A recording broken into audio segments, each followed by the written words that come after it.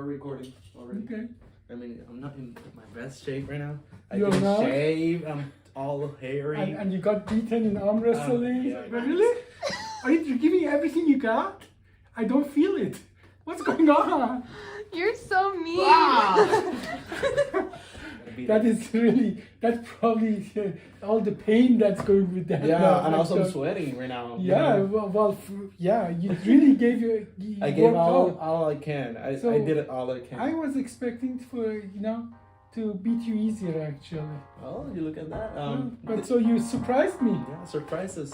There's So- a lot of surprises. So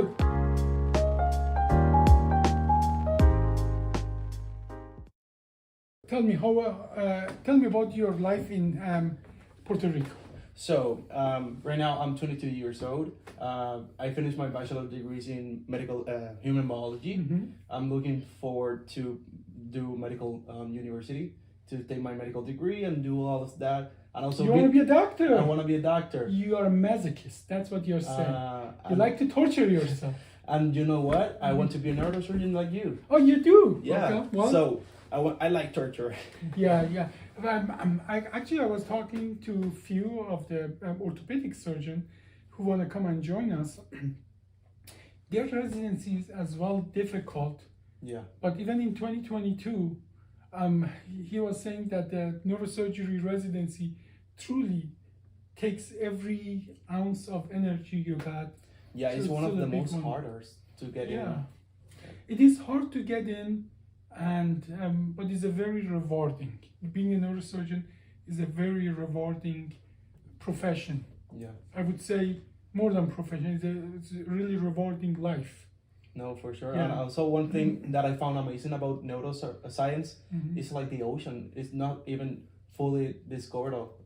Yeah. We have too much to go, but neurosurgery is so unique, even delicate. So Yeah. we haven't been able to do truly too much experiments on the neural system because of that. And it's like the ocean. We haven't even discovered 80% of the ocean. That reminds me of one of the last things Isaac Newton said.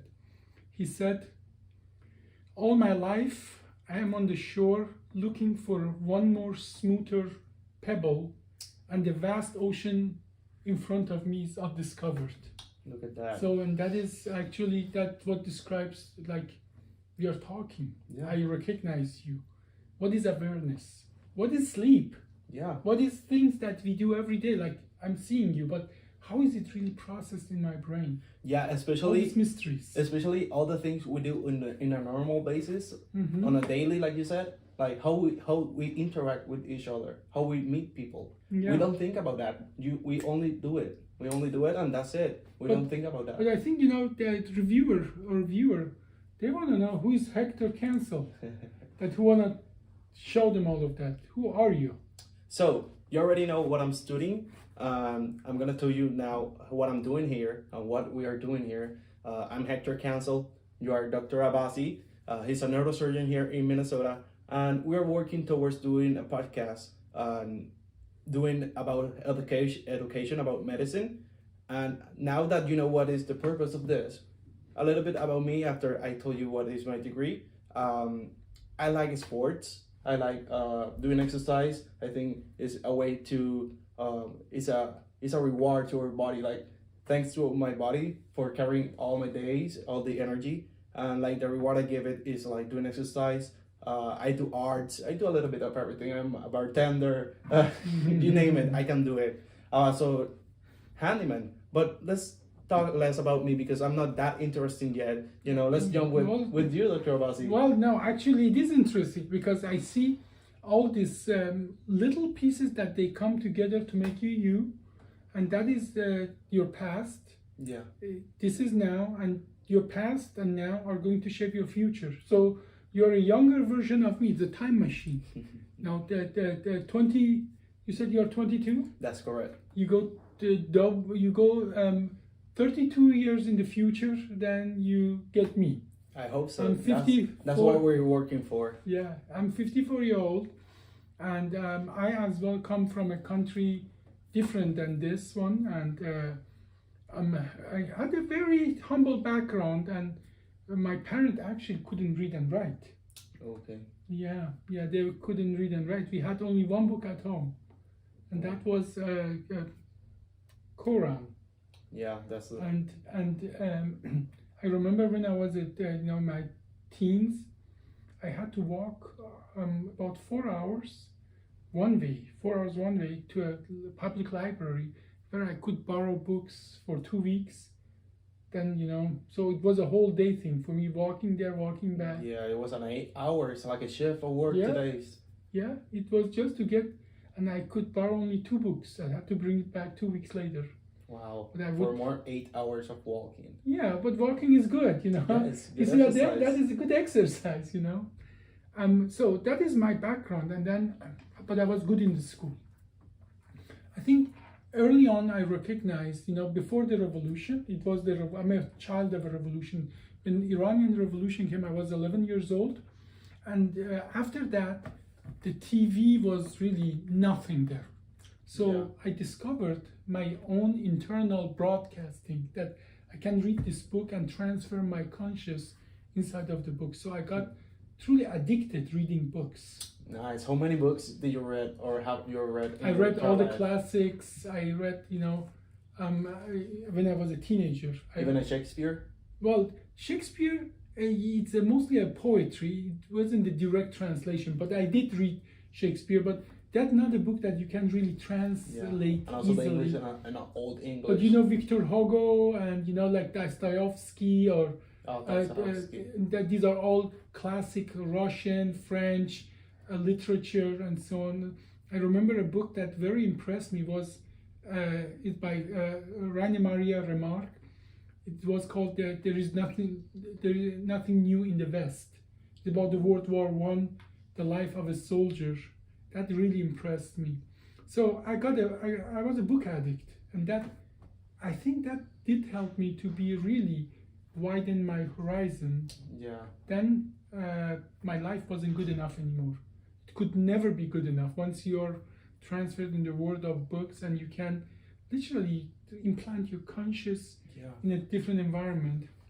So I got into university. They threw me out. I went to Germany.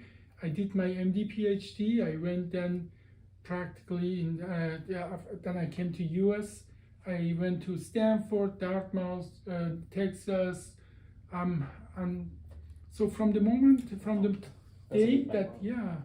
the day I finished my high school until I was a neurosurgeon, it was 23 years. I finished my high school when I was 17, and I finished my neurosurgery residency when I was 40. So 23 years constant learning, training, education, and that's what it took me to become a neurosurgeon. Wow, and you love it?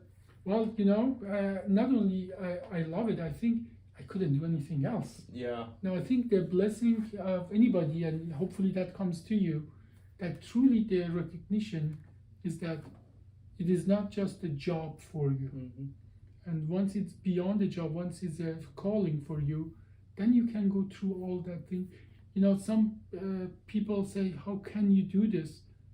I just don't know nothing else. It's just all what it is for me. So it is rewarding though. The moment that you open up the skull, you see your first brain. That is actually a person. Yeah. See, your hands, your face is not who you are. Your brain is who you are. Your consciousness is inside of that skull, in a 1.5 pound of jelly-like material. Yeah. Sending electric signals. It even let us do this. Like, not even thinking about we do this. Yeah. So, and I think this when we understand how little we know, that you go sleep, you are transferred into a dream. What is it? Yeah. There's a lot of things we know, but for everything we know, there are probably a billion things we don't know. And it even widens. There are 10 billion more things we don't even know we don't know. So knowledge, this hunger for knowledge, is not only satisfy minds that you want to be a neurosurgeon or a professional at any level, but this knowledge, this hunger for knowledge actually have impact on your personal life. Literally has impact on personal life. I can tell you this personal story. I practice in northern Minnesota, and you haven't been in January. No, I But haven't. sometimes the temperature is 35 below. No, that's way too cold. Yeah, it is. But we live here, and we were driving there, and that is probably 9 years or 8 years ago. And then all of a sudden, it was a Audi, and it would not stop when you would take your foot off the pedal. It wouldn't stop gas, giving gas or speeding up. It was Like stuck. yeah, it wasn't really stuck because it all was electronically managed, and these machines, the cars, are very high-tech computers. That's what they Yeah. are. And that computer got stuck in one routine. Wow. So maybe the code just broke the Yeah. electronic, or maybe some condensation. But the knowledge that machine, that car is a computer, that knowledge saved us, because we should have shut the thing down. Every time you would turn it on, it would go all the way, pushed on the gas pedal. Wow. But the knowledge that car is a computer is a simple knowledge that saved us. Do you know how? How? What do you do when your computer is not right? You reboot it. Yeah. Turn off and on again. But that car, how do you turn the computer of a car on and off? Taking out the battery. Yes! Yeah. That is, no, you don't take it out. You just have to disconnect Disconnect it. the poles, right? You just disconnect the pole, and I just had to spend 5 minutes to find the battery. It was in the back of the car, actually. I was looking in the front, and when you are doing that at 4 a.m., because I wake up very early. And even with cold, you're The like, cold, exactly. You open it up, that's great. and there is no damn battery. So where else could the battery be? It just found the battery, disconnected, waited for half a minute, put it back on. The computer rebooted, and it was good. So we could have frozen Yeah.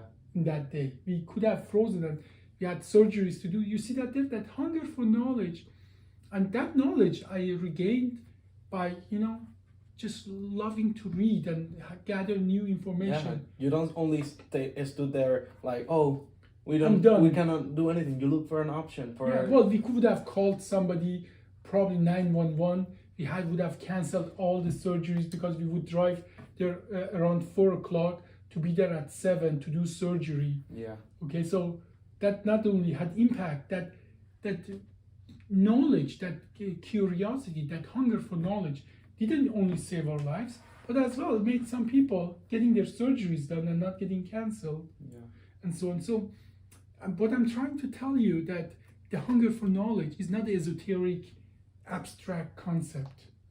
It will have impact on your personal life every day. Yeah, that's correct. But you know what?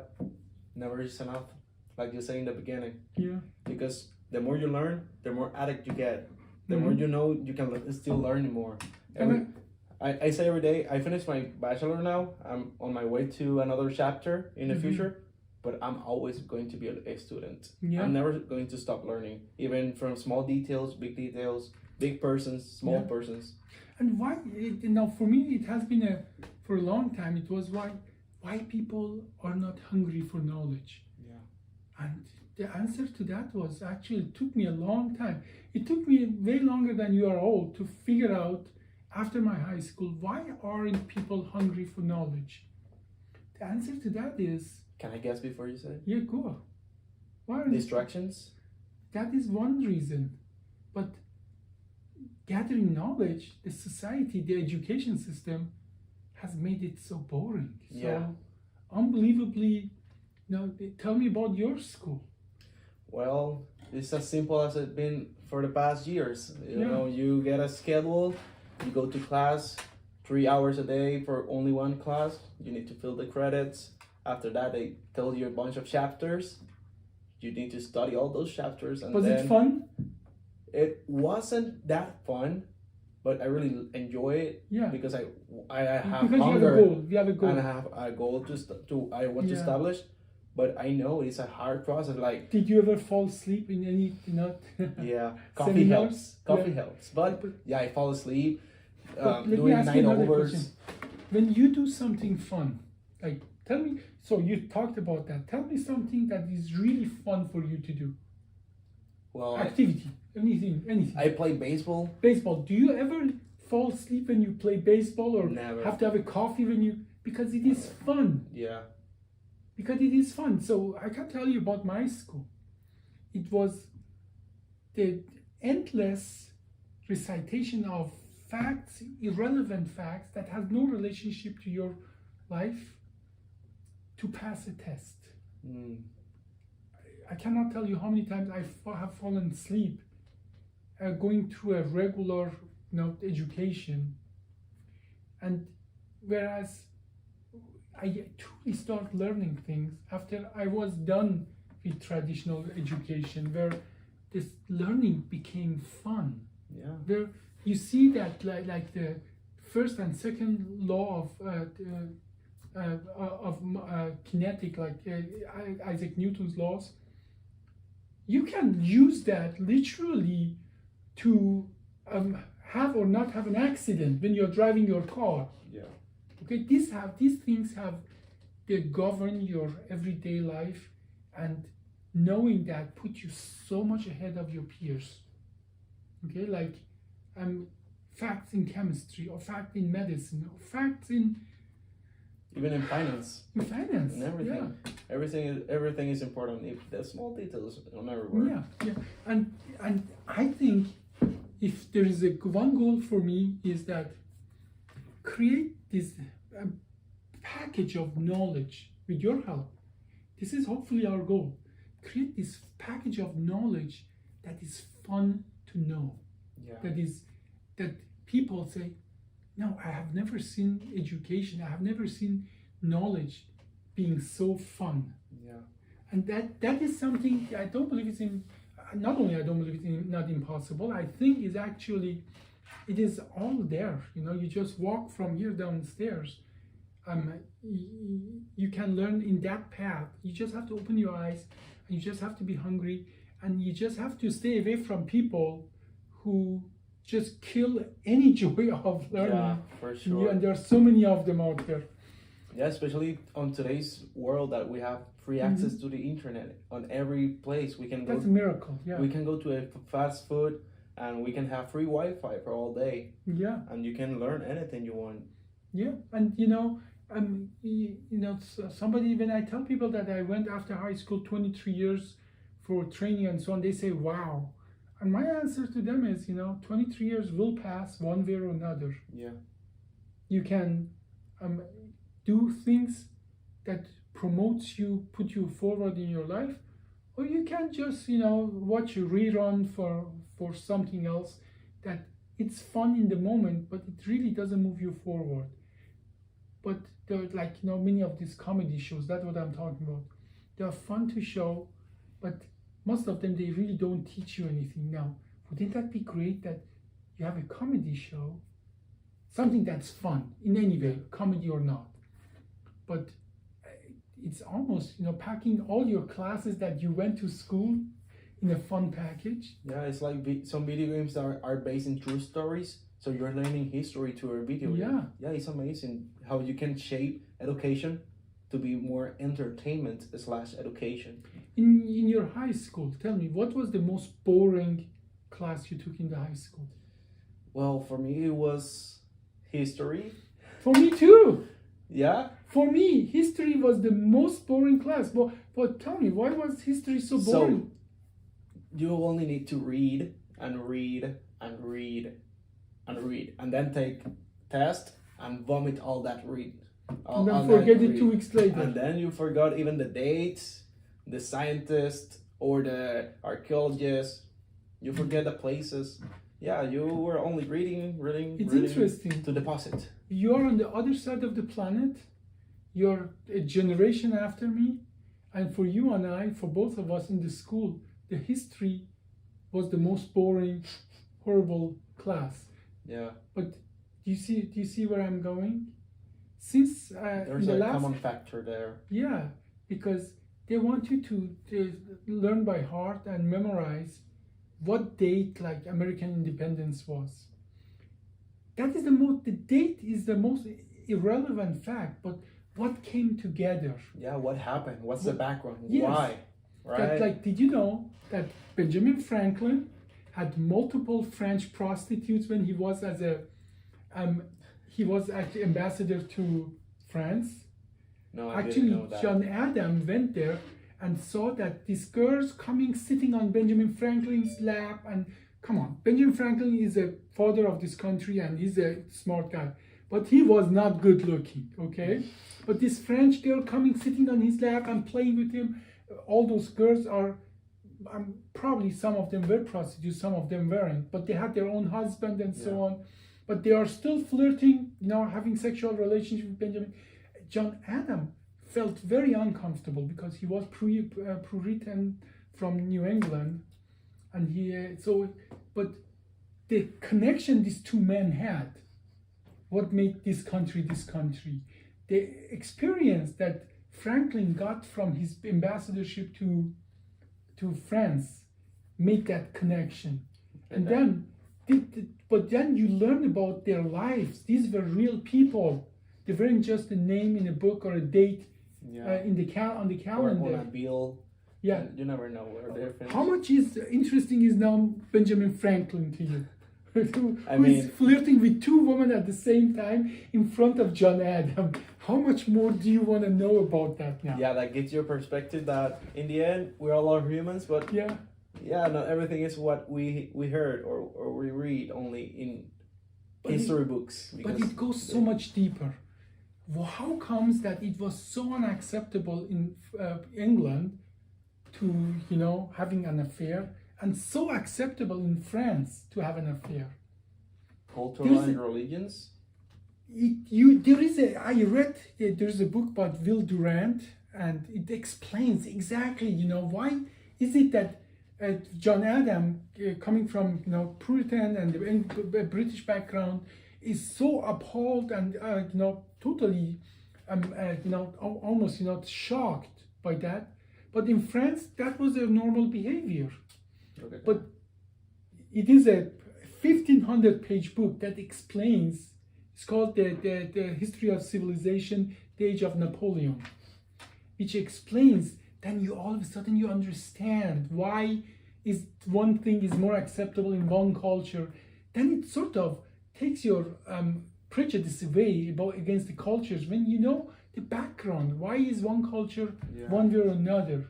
And that also helps you to understand people up to this day that are from that country or for that place. You can understand why, and also understand the history and understand them and be friends with them, colleagues, partners, so on and on. What was the most boring subject when I was in the school is the most interesting thing. I have, in the last 6 years, I have read about probably 600 books. I read about 100 books a year, and half of them are history books. You know what? It's crazy that my favorite movies are from historical. World War, historical, based on true events. It's like learning about what happened in our history or happening in certain place through a movie. So it's interesting, yeah. It's super crazy. But you see that we have this in common, that for both of us, the traditional education failed us. Yeah. They made some. Not only us. Everybody, yeah. All of the people. They took a subject that can be so amazing, interesting. They made it to the most boring subject that we both of us hate through the generation. And the sad part is, from my generation to your generation, nothing changed. It's still the most boring subject, because it seems that one generation wasn't enough for us to come to the knowledge, to the understanding that the way we have been doing that, it's just not working. Not working. It's not efficient. So, do you think you and I can change that? Make the knowledge fun? Let's find out. Let's find out. Thank you.